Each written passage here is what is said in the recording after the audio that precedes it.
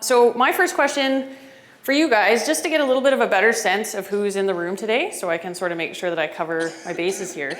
How many are here because you're parents looking to learn more about rec programs? That's great. Thank you for coming. How many are here because you are part of a community recreation program and you want more training for your staff about autism? That's great too. Yay. How many are here because you're CAN volunteers? Woo, represent. Okay, that's great. Okay, so did I miss anyone major in that? Are there teachers? Great. Coaches, other coaches? Awesome. Other kind of paraprofessionals, support workers, or? Okay, maybe some of you do two things. Great. Okay, I think that's all I need to know. So one more comment. I'm going to talk at you a lot this morning. I apologize for that. It's sort of the nature of the beast when you do these kind of presentations. That said, I do have an activity that I'm going to ask you to apply all of the strategies that you learned, not in like a scary role play in front of the group kind of way, but more in a like, here's a series of scenarios, you know, think about how you would use this in a program that you're involved with. And those who are brave enough and willing to share their answers to those activities later can earn some fantastic Canucks Autism Network swag, right? It's just there. Look at all this nice stuff. We got t-shirts, travel mugs, swimming towels. Ooh, always a hot item. So, you know, that is just your encouragement to take some notes this morning. Yeah, because I want you to be able to get to the activity and sort of remember what we talked about. My slides are not particularly text heavy. I tend to use a lot of pictures and video. That's just the way I learn better. So you might want to take a few notes to add to some of the things that I'm saying while we're looking at pictures or watching video. Okay, I think that's it for the housekeeping items. So this is the agenda for today. Rough outline, you know, we'll have to see how it goes. Till about 10:15, I'm going to talk to you a little bit more about Canucks Autism Network, and then I'm going to provide a fairly broad introduction to autism spectrum disorders with a focus on what the characteristics of autism look like in rec settings. So you may have worked with individuals with autism at home or at school or whatever. So kind of just talking about what we tend to see in our programs in a recreation context, what do the characteristics of autism look like? For the parents in the group, and even for those of you who are working community recreation programs, we're going to spend a few minutes talking about how to make decisions about where to start. So if you have a child with autism and you're trying to decide, oh gosh, what kind of activity should I try to sign them up for? What's likely to be most successful? What kind of questions could I ask the people in the program about their program that will help me know if it's going to be a good fit for my child? So we're going to cover some of that type of information. I think that's also great if you work in the program and you're talking with parents. We're going to kind of turn it around and questions you can ask parents to see, you know, make sure it's going to be the right fit for both of you. Then we have a nice half-hour break. Go check out the tables. Then I'm going to go through individual supports. I don't think I'm going to be able to cover it in that hour and 15 minutes. So this whole section is on, it's what I like to call one of my staff calls it his Batman tool belt. You know how Batman wears like a utility belt and there's all different things that he like pulls out, you know, in different situations. That's the individual supports. So really talking about all kinds of ideas for how you can provide support to a child with autism in a recreation setting on kind of a one-to-one basis, right? If I'm an individual support worker working with a kid. Then we'll take lunch, and then we'll do our activity where you will start to apply all of that information and hopefully earn some amazing prizing. I will give you the activity sheets at the break, or maybe just right before lunch. You can pick one up. So if over lunch you want to be like the ultra keener of the group and start working on it, you can do that. Then we're going to cover some group support. So this is, if I'm a coach and I got a whole group of kids, what are some things that I can do to make it, you know, most likely that the kid with autism is going to be successful when participating in that program. And a few other, I added a section on use of technology in rec settings. I'm really not sure if we're going to get to it today, but I tend to have so much information and then just sort of see what we can get to. So we'll put that in there if we have time. We'll take another break, and then at the end of the day, I'm going to share with you some general information on sort of behavior support, information on other resources that you can go and check out if you want more, if you want to know more. Yeah, that's sort of the rough idea. Hopefully it works out. Okay, so you guys, who here has heard of like a social story? A little bit. So you know what a social story is. I'm going to tell you a social story about your slides. So when I attend an ACT workshop, I am given a handout. And sometimes in my handout, slides may not be in the correct order, or there may be a slide that's missing. I should try not to panic, okay? Because I know that the full set of slides will be available on the ACT Online Learning community after the presentation.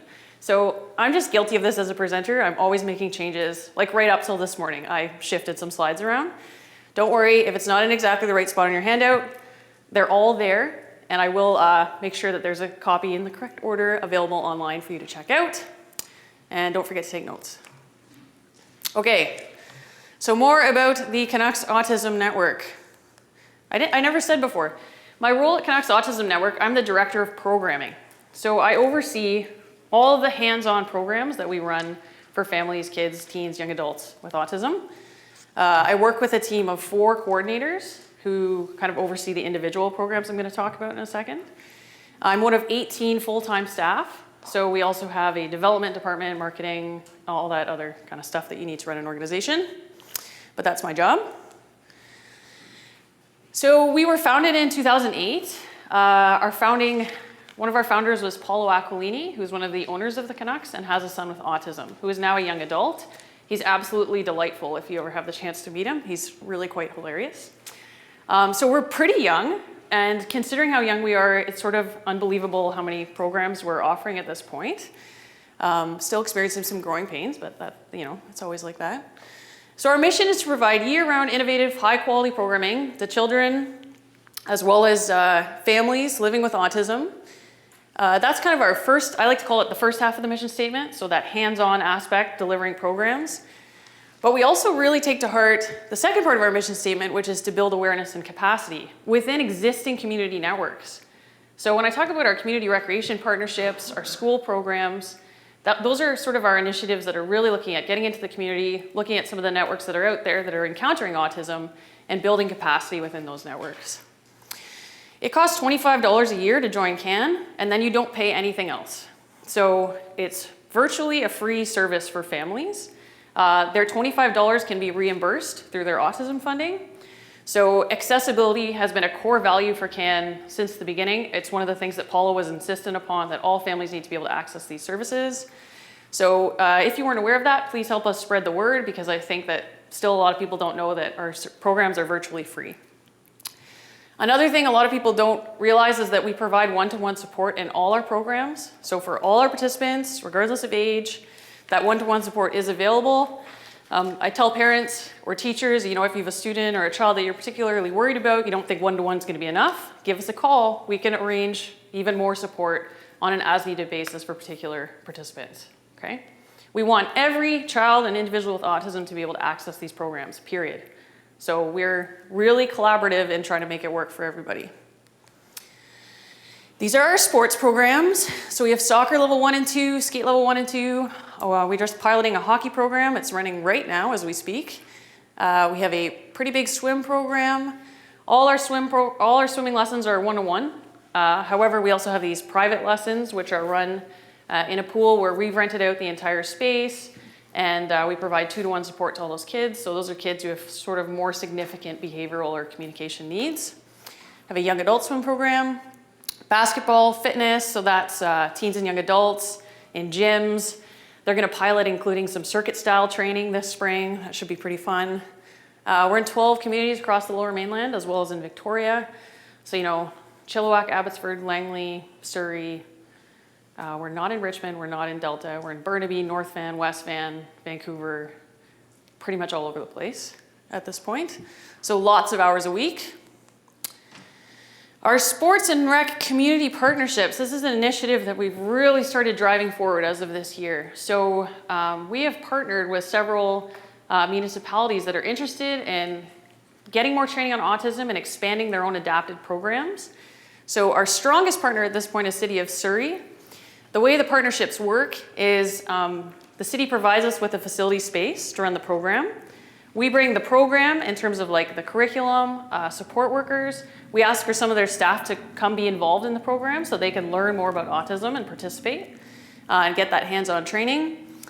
And we also do a training workshop for all of their staff. So like next month, we're doing one for City of Burnaby's summer staff, summer camp people. So even if you give us some space for a soccer program, that city can choose where they want to apply that training. So I'm very excited about this initiative. Those are some of the groups that are on board with us right now. And I just think it's such a win-win for the community to get that kind of training and to be able to offer those programs. I also do workshops for anybody who is interested in learning more about autism. So I've done them for gymnastics clubs, Big Sisters. I'm going up to Quesnel next month, over to Nanaimo. The word on this is starting to spread.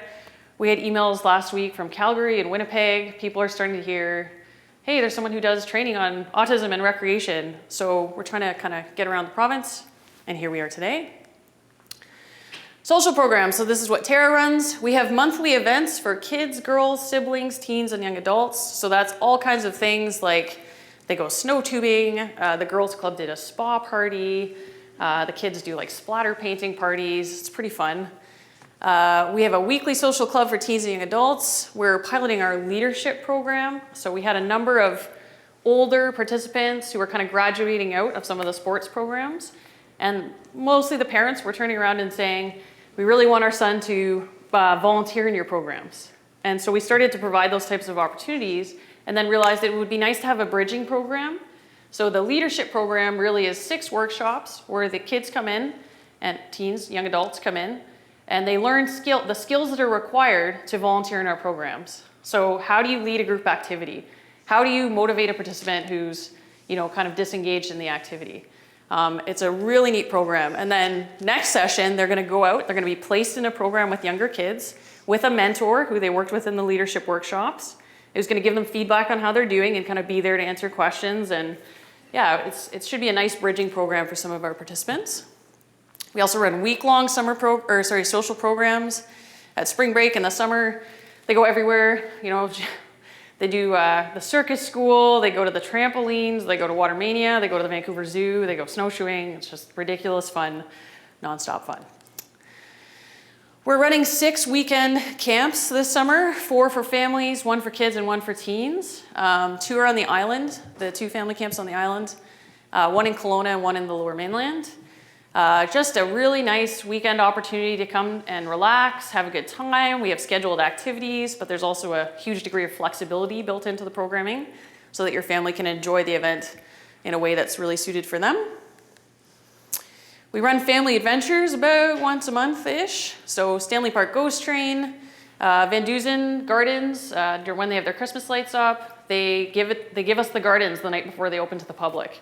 So this year we had over 800 people in there, just enjoying the Christmas lights, pictures with Santa, hot chocolate. Really, really just, these events are such an amazing sense of community.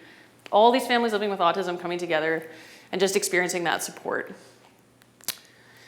We have 2 school outreach programs. One is the We Can Be Friends program. So that's a very teacher-directed program in the sense that we send resources to the school. We send lesson plans that they can use in their classrooms to teach the students about things like social inclusion, empathy, friendship skills.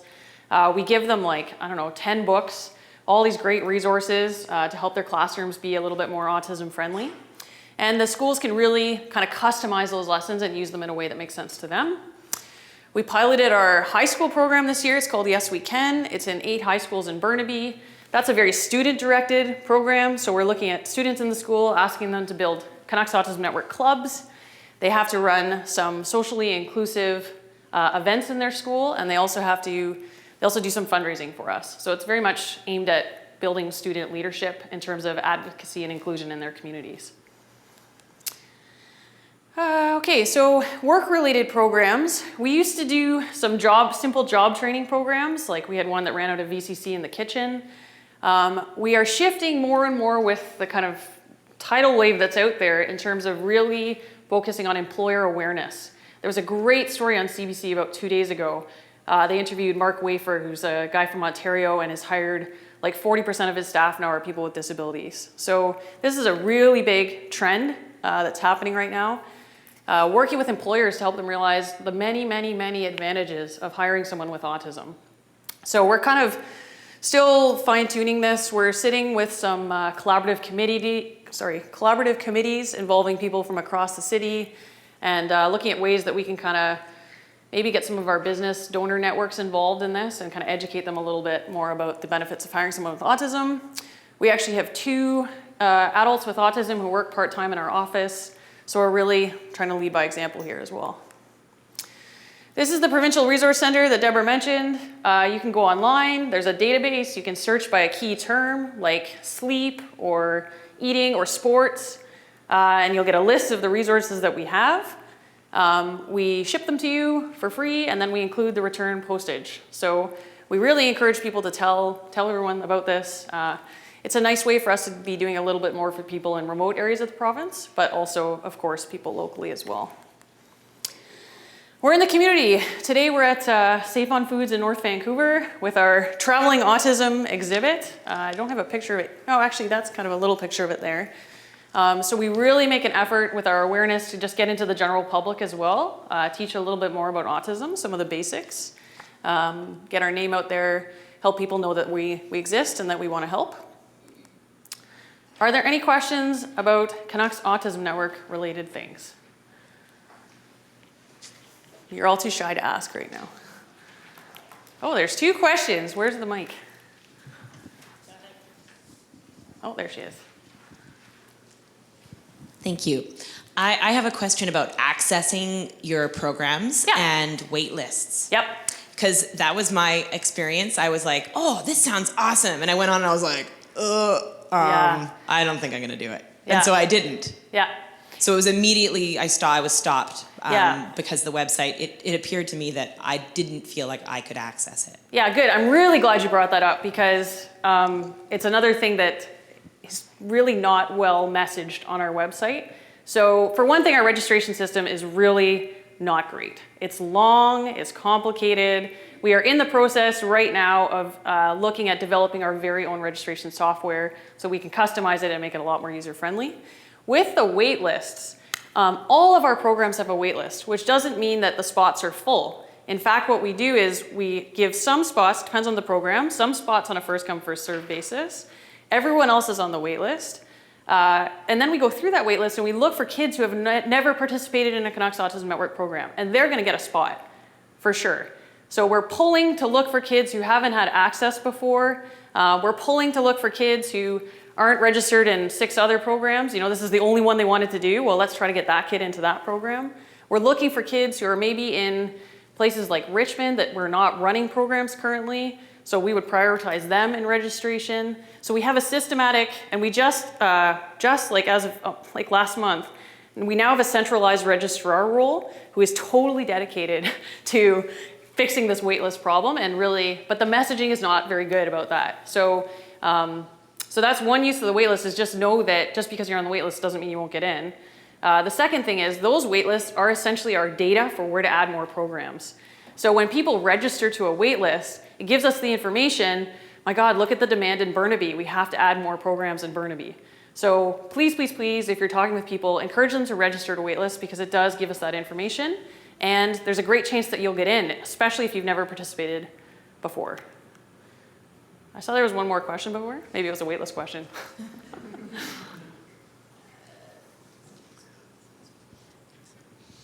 I was just wondering what age range your Good programs question. go to. Yeah, great. So it depends on the program. Swimming, for example, starts in preschool. So when I say preschool, I mean 4 to 6. We have a skate program now that's 4 to 6. Most soccer, basketball starts at age 5.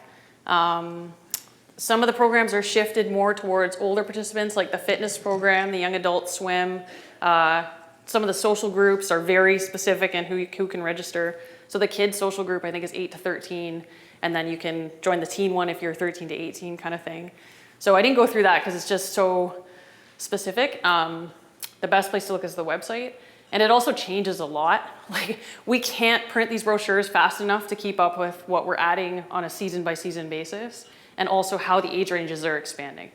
So yeah, if you have specific questions, feel free to come and talk to me or to Tara on the break, because she knows all of our programs as well. Another really quick one. Oh. Okay. Are they programs solely for people with an autism diagnosis, or does it open to people with developmental disabilities beyond that? Unfortunately, it is an autism-specific organization.